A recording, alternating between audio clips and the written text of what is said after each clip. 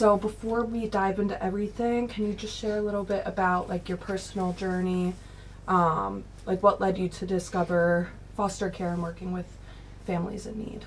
So I went to college to be a teacher, and I've always been involved with children. So when I was in college at Western Kentucky University, I worked for a housing authority, and I ran some after-school programming, and we had children from really all over. They had a refugee center there. And so, coming from a really small town, I didn't have experience with a lot of diversity and kids with a lot of different needs. And that kind of opened my eyes to that.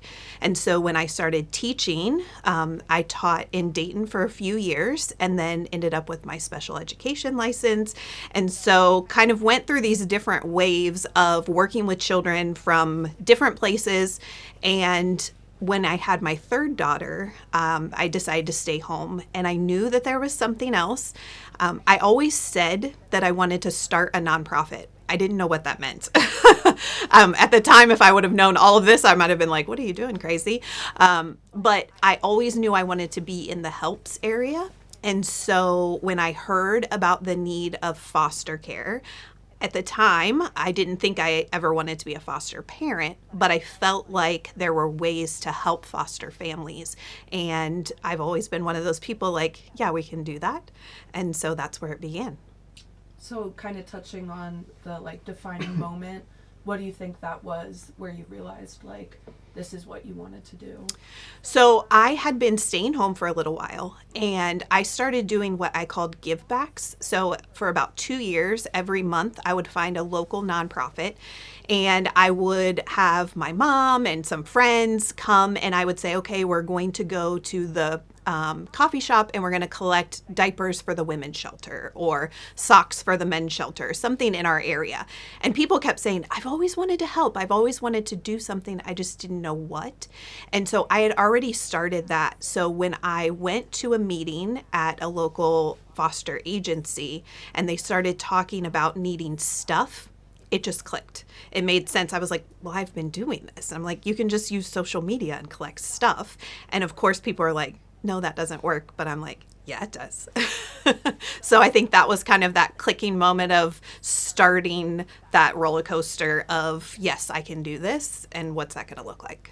So from starting with such a simple idea, like how did it grow so quickly, and like how did you build your platform and like reach out to the community more to help donate or find more donations for people in need? Right. So in February of 2019, I was literally in a meeting on the other side of the space that we're sitting in right now, which is kind of ironic, and hearing about that. And when I talked to them after the meeting and said, you know, I feel like I could use social media. I've kind of been doing this in a very small scale.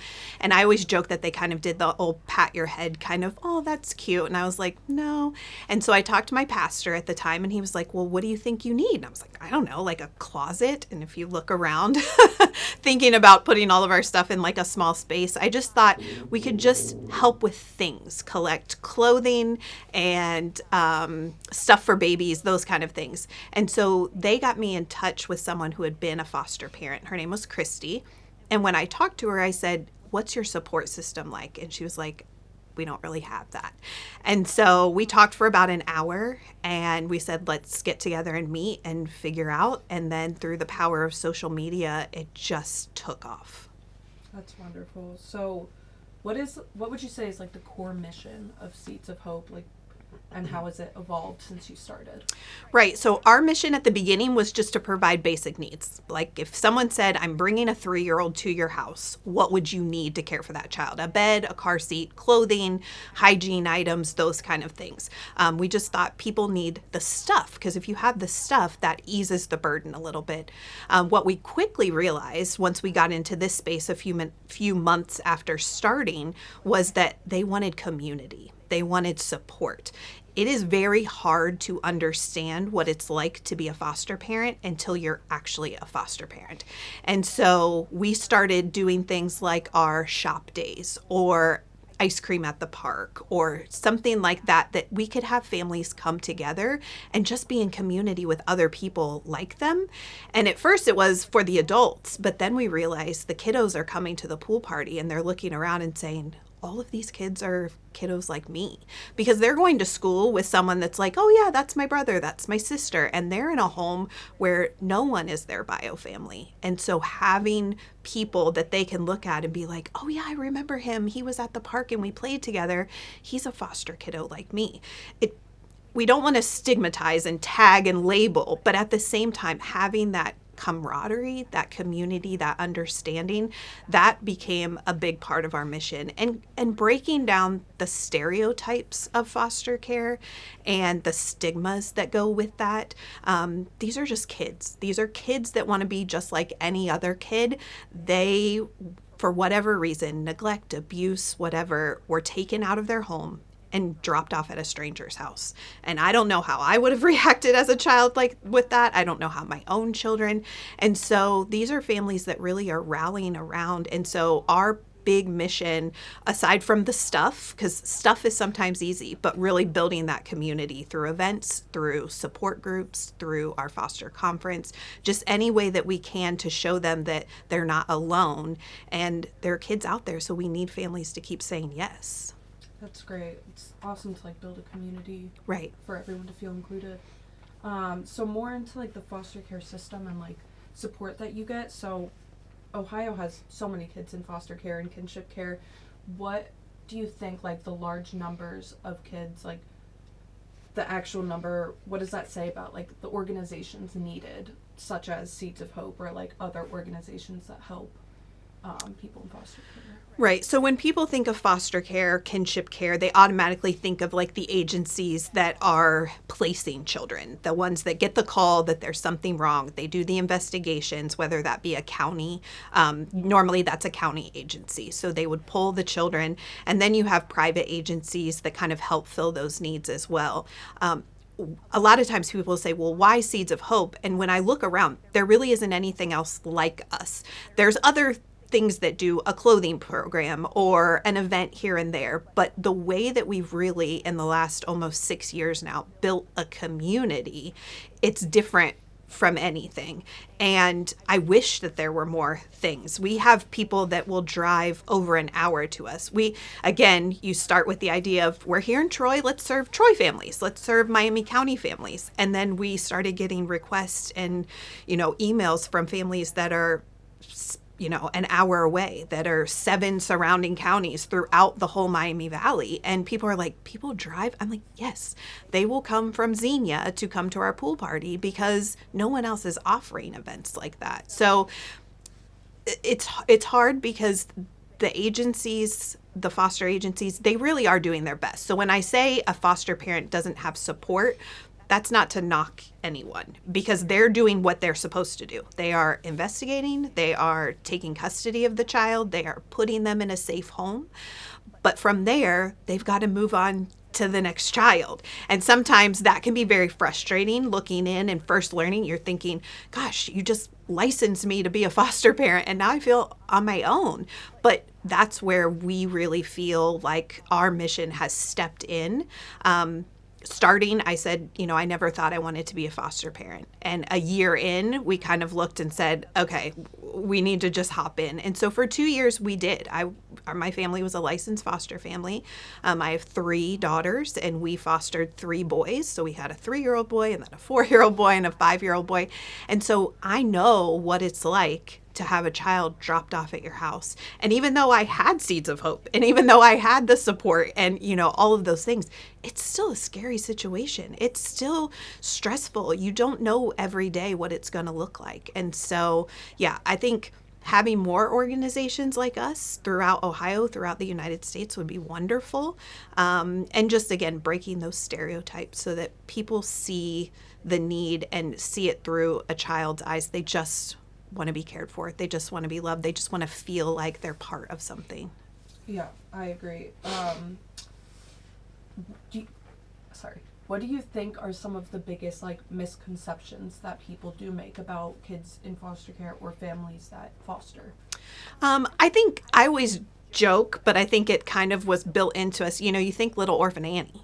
Yeah, I mean, that's the movie that I grew up on. You think of, oh, these poor little children and someone, you know, in some house with 15 kids just wanting to take care of them for financial gain or financial benefit. And that's not true. Yes, there are always going to be negative situations in anything, but the majority of everything that we have seen, the families that we have helped, these are families that felt a calling, that felt like I can do something more and I want to do it. And so I think breaking that down, a lot of times people think, well, they get paid to do this. Yes, that's true. In the foster care system, there is a stipend. But I say, okay, but you have to remember a lot of our kiddos come with lots of trauma, lots of needs. So just in the kiddos that we cared for, I was going to therapy appointments and visits and not always in our town, and doctor's appointments and all of those things. So yes, there are some things that, you know, people I think still don't understand, and just explaining more about that is a huge thing. Just breaking down those misconceptions that these are kiddos that didn't choose this. They didn't ask for this. They just need a safe place to go. And if there's a family willing to step up, then we want to support them. Wow. So when, in your own experience from like people you've helped and you being a foster parent yourself, what are some of like the most immediate and urgent needs that a kid has or that you have or a foster family when they first get placed into a home? So the biggest thing obviously is a car seat. You can't even transport a kiddo, you know, without car seats up to a certain age, and then beds. So a foster family has to have, if the child needs, you know, within car seat age, they have to have a car seat to be transported, and they need to have a bed. And so those are our biggest. Last year, we spent $28,000, a little over $28,000 on twin beds and mattresses. And that's because our kinship population is growing as well. But we want to make sure that families are able to say yes. A lot of those are bunk beds. A lot of, when you get a call, it's not just for 1 3-year-old, it's for 3, it's for a sibling set, it's, you know, and people say, well, aren't foster families prepared? Why, if they knew they were going to be a foster parent, why don't they have all the stuff? Well, you might have known that, but then you said yes to a teen mom and her baby. So you thought you were going to have teens, and now you need a crib. And so those are the big things, the car seats, the beds to get started. And then again, think about everything that you need to take care of a kid. And so it's August and school's coming around. We need school supplies. It's Christmas and we've added 2 more kids. We need some help with Christmas. All of those things that, you know, if you kind of look around here, it's just all of those things that you need to take care of kids. So on a similar note, I know you kind of just touched on this, but what are some of like the hidden challenges that families face that like people on the outside who aren't fostering kids might not realize? Yeah, so I think the biggest thing, and it's 2 things can be true. It's that if I have a loving, safe home, that fixes a multitude of sins, right? Yes and no. And you quickly learn that as a foster parent. A lot of people go into this just so, I think about it as my first year of teaching. You went through all of your education, you get in that classroom, you decorated, you've set it all up, and you're so excited. And then all the kids come and you're like, oh gosh, this is a lot. And I think the same things happen with foster care. People think I have a safe home, I have a good home, you know, all the things. And then that kiddo comes in, and number one, they don't want to be there. They don't care how safe your home is. They don't care how pretty or all, you know, all those things. They want to be with their family. And so that's a challenge, I think, for families to realize that it's not just going to be about that kiddo and the things they're going through, but it really is going to be about your whole family and what they're going to experience. They're going to see behaviors that maybe your own children don't have. They're going to hear things and experiences that kiddo's been through that your kids might be like, what in the world? I've always been very open and honest with my kids and talking to them. And I think being a special education teacher and learning differences and all of those kind of things, they've had a lot of exposure to kids from different places and understanding. And we, you know, all the time, someone will say, well, this kid was being mean on the bus. And I'll say, you know, as a mom, I want to be like, well, that kid. But I try to say, we don't know. Maybe he's learning differently. Maybe he's going through something. Maybe there's something going on at home. And my kids kind of have taken that on. So I think that's the biggest thing is, yes, it's wonderful that you have a safe, wonderful home, and bringing that child into your home is going to do great things for them. But at the same time, there's still going to be a lot of struggles, and not to be so surprised by that.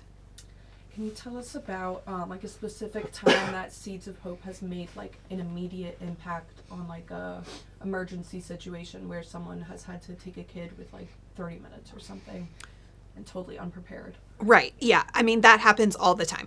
We have a request like Google document. And so families at any time, 24 hours a day, 7 days a week, can request items. So they will get on request. It comes directly through to myself and the other person that works with me. And it'll say, get a new placement, need a crib, need a car seat. And that's when we kind of hop into action, head over here, pull what we have, mark it with their name, put it on the porch, and they can pick it up. So we've kind of created this really cool system that, again, breaks that barrier of they don't have to come during certain hours, because foster care doesn't work during certain hours. They try to, but there are emergencies. And so, yeah, we've had families say, I had, a call last night at 3 a.m. They came with just a diaper on. Can I get some clothes this morning? And so just kind of helping break that burden. Could they run to Walmart and buy a couple things? Sure. But if they've already got their own kiddos in the house and they have this new child, loading everyone up, doing all of that, it's a lot easier to run up on the porch, grab a bag with their name marked, and know, okay, this is a start, and then we're going to be here with the other things that they need as well in the future. That's awesome. So more for the emotional and psychological side of foster care, what would you say, and this can be from your own experience or from someone you've worked with or helped, what would you say are some of the biggest like emotional challenges that foster families and kids might face? Just kind of going back to what we said before, the trauma that a kid comes from, even if it, and it sounds like I'm trying to minimalize it, but even if it was just, there's been situations where a mom leaves her young kids at home by themselves because she has to go to work. In her mind, she's doing the right thing, but she's left those kids at home. That we know as adults that that's not a good situation. So they're pulled from their home. She wasn't abusing them. She wasn't, all those things, but she wasn't able to fully take care of them. Even that is a trauma. I mean, you're being taken from your parents, your siblings, you're put in a strange home, all of those things. So even if it's the most, something that you'd be like, well, that could happen. I've left my kids at home by themselves to do something or whatever, to the most extreme of, abuse and neglect and not having food and, all of those things. Kids are walking into your door carrying baggage. And as adults, we've lived a life and we have our own baggage. And sometimes all of those things kind of collide. And I think there's been a big push in the foster care world to really understand trauma at its base level and to understand even if you pick up a baby from the hospital, there was still trauma while they were, the mom was pregnant. There was still trauma in all of that. So I think really understanding that this kiddo is coming into your home with layers upon layers of things that you might not ever unpeel, and figuring out how to work with that child to the best of your ability. It's hard to explain until you're there, until a kiddo comes into your home, and then that dynamic starts. So with that like trauma and baggage that kids may experience when they're coming in, what kind of like emotional or mental support do these kids like need? A lot of kids, well, people in general, need some counseling. They need some outside person to be able to talk to be able to process through feelings. For kiddos to be able to do that play therapy, to be able to see that they're in a safe environment and they can start to let down some of those walls. They can start to share some of those things that happened to them and process through it, to know that it wasn't their fault. This wasn't, and also to process through that, a lot of times bio families get a bad rap, well, their child went to foster care. And like I said, it could have been a mom of 6 who was just trying to go to work. And that was her only, she had no support. She had no other resources. She thinks she's doing the best she can. She's not a bad person. And so kind of helping them understand that as well as the foster family are not bad people. They didn't take you. They're not holding you hostage. They're not trying to take you away from your family. They're trying to help so that everyone can be on their best footing.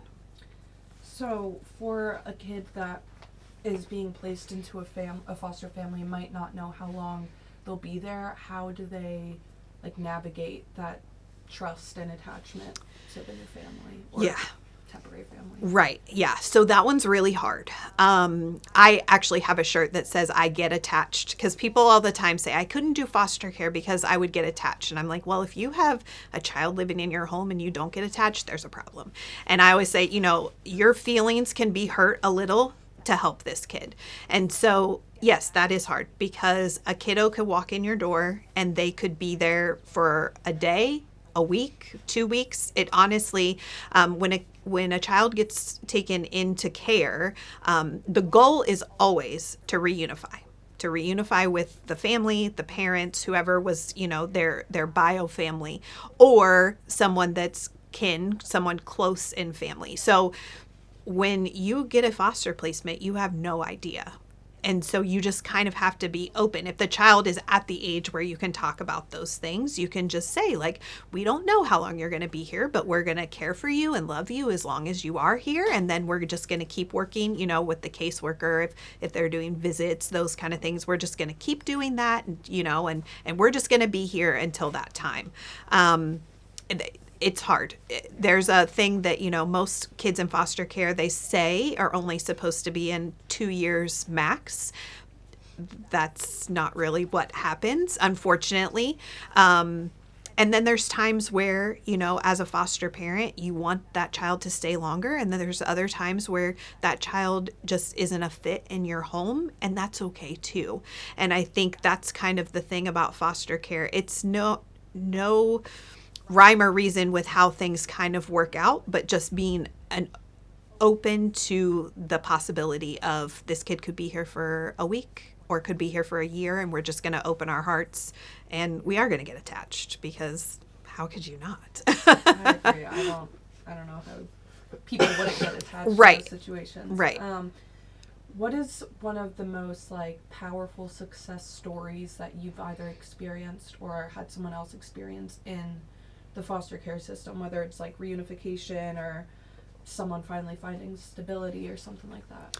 I mean, we see so many all the time. We have so many families that have adopted, which again is two things can be true. It's a beautiful thing, but then that child being adopted means kind of the severing of their bio family. That's going to always kind of create a hole in that child, no matter how great that adoptive family is. So we've seen a ton of that, and that's wonderful. That again, we would love for families to never have to be apart. We would love for kids to be reunified to their bio family, but if those aren't possibilities, then adoption is a great place.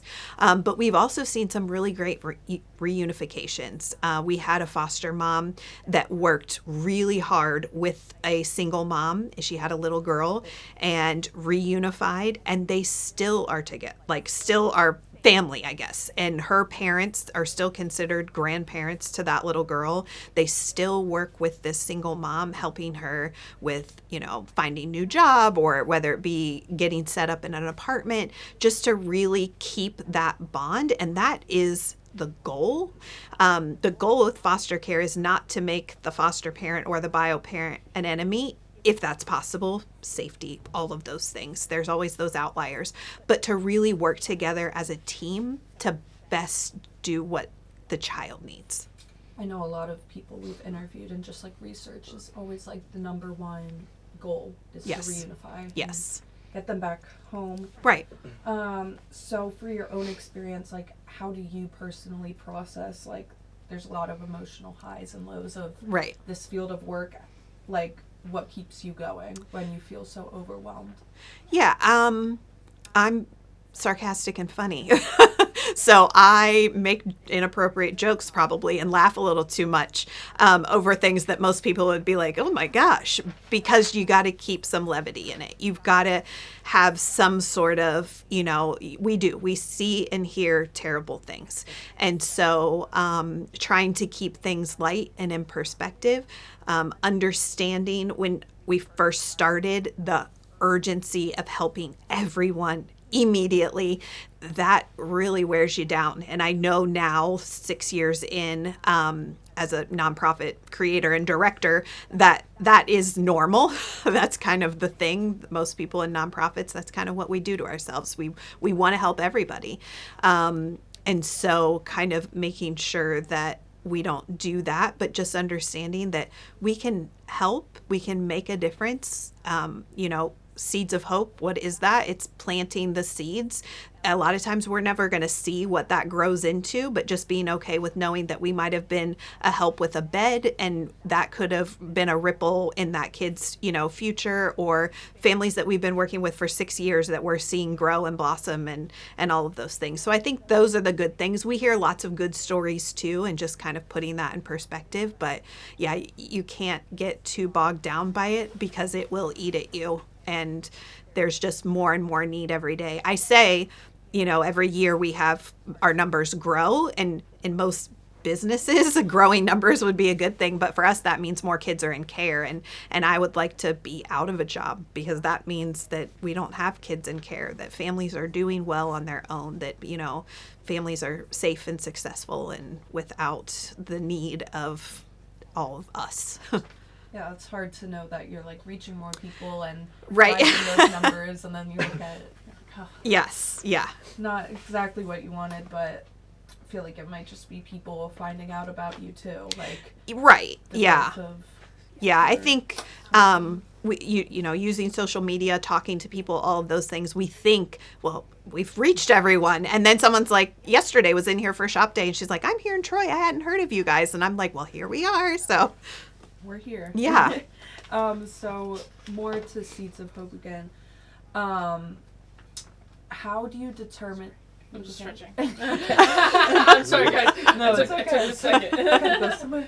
How do you determine what families need most, and how do you ensure that those resources are available for them? So basically, again, we use social media, word of mouth. We work with some of the local agencies so they know that they can send people to us. And we just work on a system of, you tell us you're a foster parent, you tell us this is what you need, and we're going to do our best to get that for you. We take donations from the community, so we get a lot of things, the clothing, the baby items, those kind of things. Like I said, we purchase a lot of the twin beds, but we just try to make sure that we have things on hand through donations. And then if we can't, if it's teen clothing, we'll provide a gift card or something like that. But most things, if a family has to have it, that kind of comes with the car seats and beds. If we don't have it on hand, we purchase it for them. So that's where our donors come in big, our grants come in big to help us make those purchases.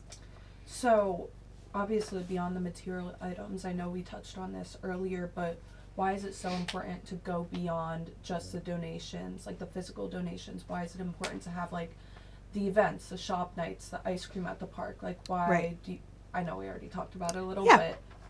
Just comment on that. Yeah. Again, just building that community. It wasn't something that we thought we were going to do. And I think that's where the most beautiful things come. It was very organic. We weren't saying okay, we're going to have this huge community. And now on our support page, there's, almost 400 people that can participate and all of those things. It really is just letting them know that there are people that understand, that there are people that have walked walked in their shoes, that there are people that they can talk to and say things that aren't going to look at them like, what is she talking about?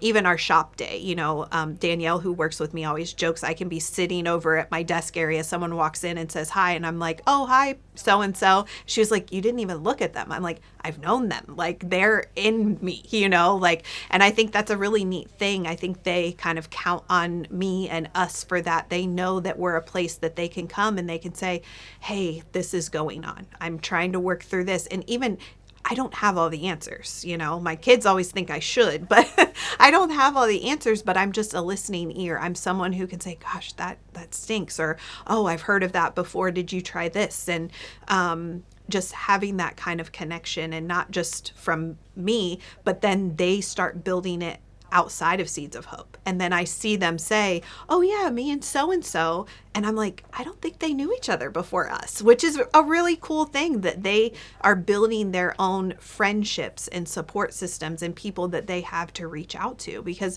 again, even when we were fostering, I was an educator and had worked with kids and had all the experience and the things that you should. And, talking to my own parents, and they would just kind of be like, why are you like, what?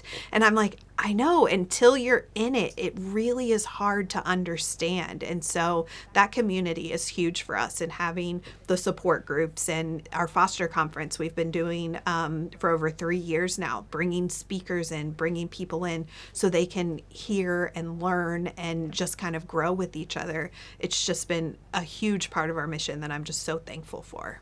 That's great. It's nice to have like someone to talk to, just to vent to. Like, right. It helps a lot for support. So over the past couple of years, you guys have filled over like 1,000, 1,500 like need requests. What has surprised you most about like that growth of your organization? I guess, again, when we started, I didn't really know how many kiddos were in foster care. And then the growth of kinship care. I feel like when I was growing up, there was always someone in my class maybe that lived with a grandma or lived with an aunt and uncle or something like that. But the amount of kids that are not with their mom or dad or both is just really surprising. And so I think that has been huge. And then just seeing these families that are willing to come from 7 counties around to participate in what we're doing here in little Troy, Ohio, is just really interesting, because I'm like, why is there nothing else out there? Like, why is there nothing else that looks like us? I'm glad that we're here. I'm glad that we can do this. But I think that has been the surprising, that people are like, no, I've been doing foster care for 15 years and nothing like this has existed. So that's really exciting.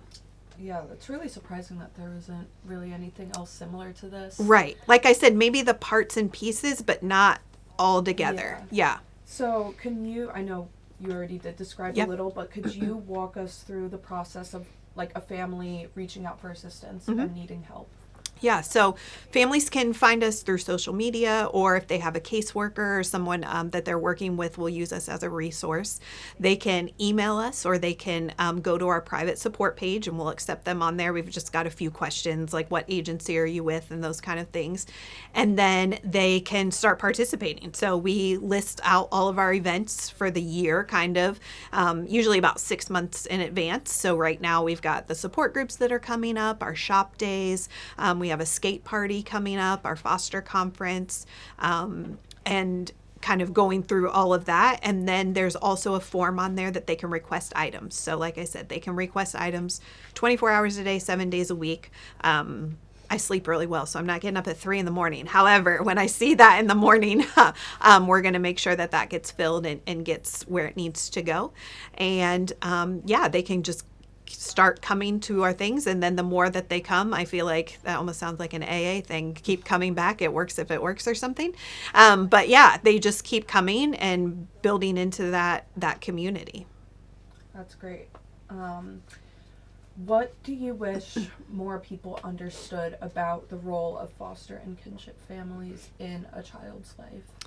I think I wish that they understood that these families are really doing this out of a good place, that there wouldn't be any sort of, oh yeah, I bet why they want to take that kid or something like that, that they're seeing that, again, there could be, bad things that happen in the world. Obviously, that's why we're in this position.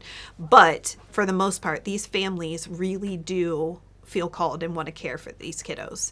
And then also on the foster families part, I want them to really see that they're a piece in this child's life, and it might not be forever, and that's okay.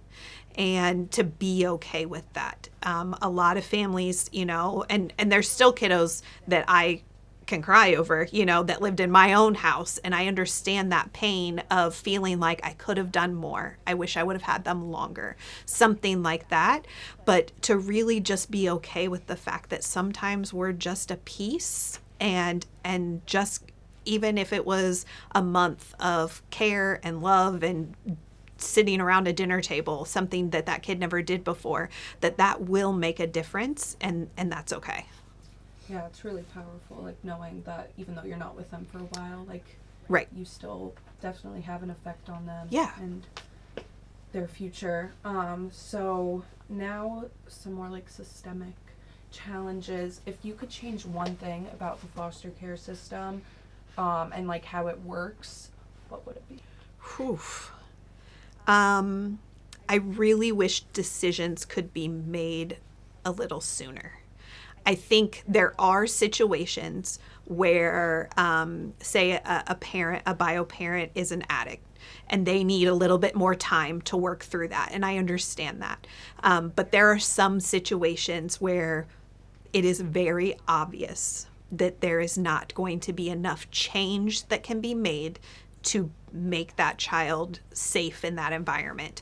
And I wish that choices could be made for that child a little sooner and not kind of drag them through that. Yeah. Yeah, it's hard when it's like almost not too late, but like when it's getting there, it's like could have helped a little sooner. Right.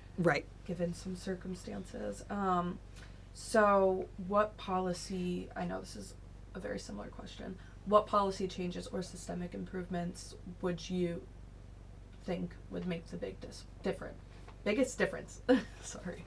Yeah, I mean, like I said, I know there's the whole 2-year max, and then they're either going to be going through the adoption process, or they're going to be reunified. I think that needs to be stuck to. Again, I think sometimes we're giving too many chances to some, and at other times not enough chances to others. And I think there's inconsistencies through counties, through agencies, and that gets really hard because a family will say, well, why did that happen with that kiddo, and here I am in this situation? And it really is, I understand we're working with people. Every situation is different, but I feel like there's a lot more wiggle room based on people than maybe there should be. And I think a lot of times agencies are focused on the adults in the situation and not the kid. Yeah, kids are the most important part of the Right. purpose anyway. Right. For people who can't necessarily foster themselves but still want to help, what are some like meaningful ways they can support organizations like you and other like children in foster care? Right. I mean, that was what our mission was based on. Even though Christy was a foster parent at the time, I wasn't. And so that was the whole idea, was that we can help foster families without having to feel like I have to be a foster parent. Now, I do say the more you're around, watch out, because it seems to kind of trend that way. But donating items, going through your kids' clothing, and you still have things that are in good use and look nice that maybe just don't fit anymore, clothes, monetary donations to help support our different events that we do, as well as, this year for our Angel Tree, for our Christmas program, we had presents for 317 kids. And that's not every child gets one box. That is, every child got basically a bag of toys and clothing and shoes and all of the things. So having people that are saying, you know, I can't be a foster parent, but I want to support this community, all of those things are a huge help. And volunteering, we love to get people.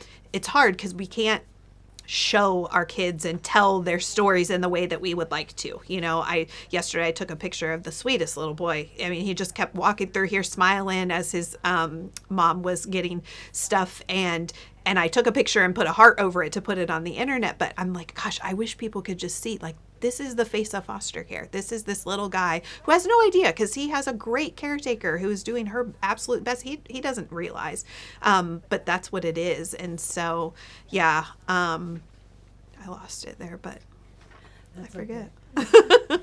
That's really impressive about the angel tree. I didn't realize Yes. there was that many kids that you guys donated to. That's Yep. really awesome. Yeah. So 2 more questions. Yeah. We're almost done. If you could, and these are kind of some, not hard questions, but we've been asking them to every subject and everyone kind of gets stuck over them. Okay. If you could say one thing directly to children currently in foster care who are looking for hope and love, what would it be? Ooh, that's a hard one. That like gives me chills. It's not your fault, that you matter, and that what may be going on right now may just be a moment in your story, but it doesn't have to define you and be your whole story. Oh, that one almost made me cry. Yeah, I liked that. That was really good. And then our last question, Seeds of Hope is obviously more than an organization. Looking ahead, what is your vision for the future of Seeds of Hope? So I would love building a space of our complete own. This space has been great for our shop day to hold all of our stuff, but we have to outsource all of our events, and we have churches that have been great to us and they really help. But it would be really nice to be able to have our own space. We just kind of dream of that, and having a place for more community with our families, to be able to open our doors more, to have more play dates or moms in, and just more kids interacting, to have places where they can come, and if we had, you know, a play therapy and those kind of things. So I think just growing in that way, just our own space where we can really just continue to assess what their needs are and just keep filling in those holes. That's awesome. I'm excited to see what the future holds. Me too. That's all the questions I have. Did you have any? Okay. I have a question. I like that you guys raised your hand. Hello. Whenever I sit in, I try to think of something else. Yeah. So, you were a foster parent as well. Mm-hmm. So listening to this interview, you have a lot of like really good stories to tell, and you're telling a lot of these really powerful things that you get to see every day, which is so awesome. Yeah. But there's no way it's like that good all the time, right? No.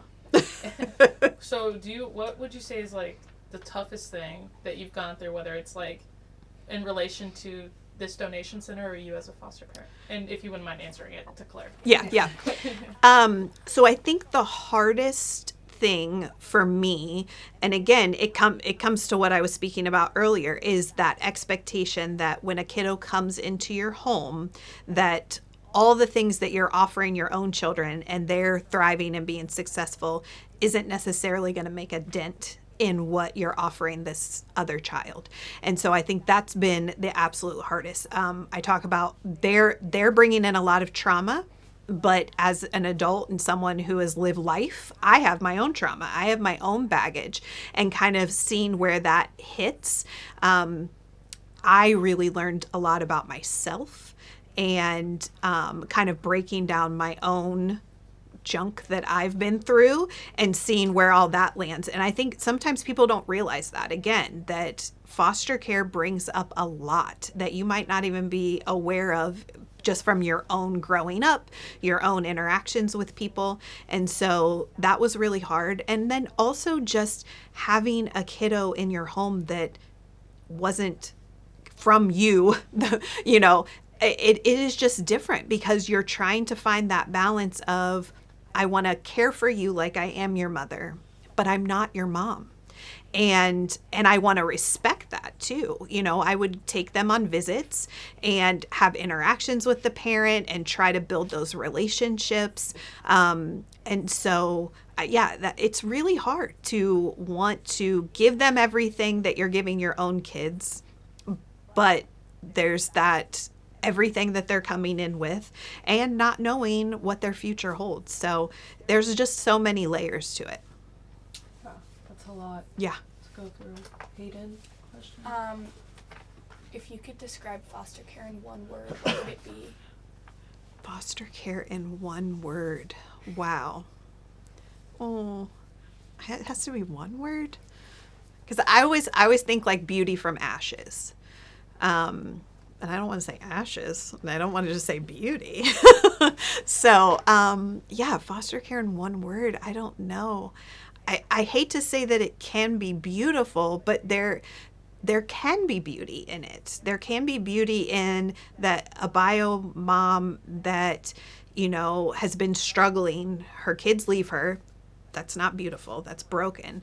However, it gives her a time to reset her life, get through what she needs to get through. Sometimes really just shake her up and realize, I don't want to live this life.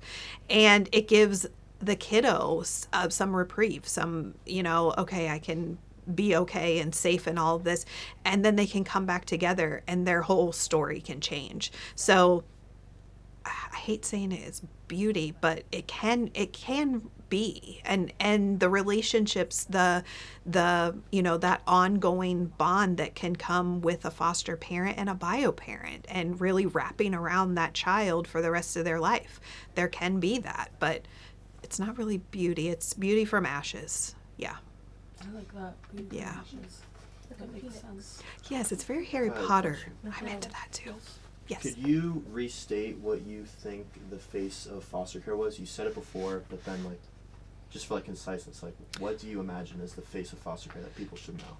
That people should know about foster care? Or just like you said, when you had a boy in your shop and you looked at him and had a heart on him, that was the face of. Yes. Can you restate that? I guess. Yeah. So now I'm trying to think of how to say, trying to get to people to understand what foster care looks like. Again, there's so much stigma, but it could be a sweet little 1-year-old boy toddling around our shop with a huge smile on his face, not realizing what we all know his life currently is, but just that precious little kid that's happy to be there. That is foster care.